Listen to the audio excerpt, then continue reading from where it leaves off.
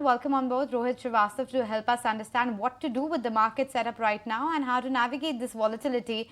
Rohit, we have seen, of course, India wicks, rise sharply just ahead of the budget. The higher levels are getting sold into.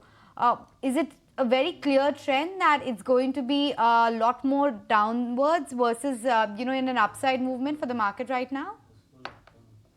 So I think one hope that we end up having every day, because we've all become global watchers, is that if US markets are going up, then our markets would also see some recovery. Now that is sort of not been happening, not just recently, but I think since the top that we've made in October, we've sort of diverged from global markets altogether. The only factor that has been impacting us has been the rising dollar or rising bond yields, which saw some pullback into the Trump inauguration. So having said that, the next set of events, of course, are the budget and ahead of us.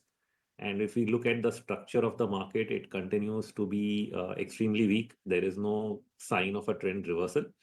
We also don't have some short-term oversold readings, though in the medium term, a lot of things have fallen. Some places we can say, okay, there's a lot of short in the system. Maybe there can be a short covering bounce, but shorter term readings are not showing, even the smallest level of reversal to take that stance. So we continue to think that Nifty has further downside.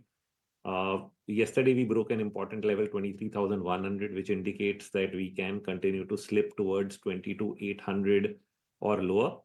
And today, even though Nifty is trying to hold on, it's not recovering above, say, 23,150 odd, which is a critical intraday resistance. That again would be a point from where we think it can head back down to sub 23,000.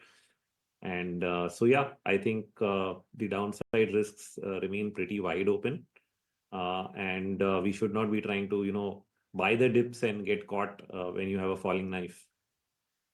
Don't try to buy the dips and catch the falling knife. Hi Rohit, this is Shrishti also joining in. Almost a week back when you connected with us, you did highlight that any jump should be taken as a dead cat bounce. So Rohit, talk to us about the levels, because your analysis has been bang on. Once we break that 23,000 level on Nifty 50, where do you see we are headed? And also on the Bank Nifty, how much more pressure should we brace ourselves with?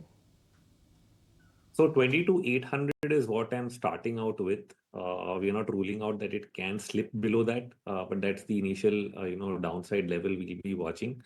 Bank Nifty has been slightly weaker, so we do see scope for it to go down to around 46,750 in this move, especially with today's break that we are seeing right now, because it's sort of broken one of the interim levels, confirming that, yeah, this is going to be another wave down to new lows. So yeah, 46,760 is what we look over there.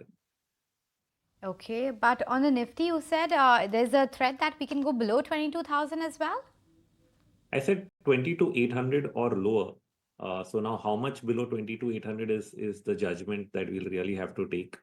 22,800 is going to be an important point, because a lot of calculations were showing that as a support point for the market, and it's possible that if you don't get too much selling in large caps as you see in mid caps, then you find some kind of a low. But I'll not preempt it. We are just going to watch what happens at that point of time.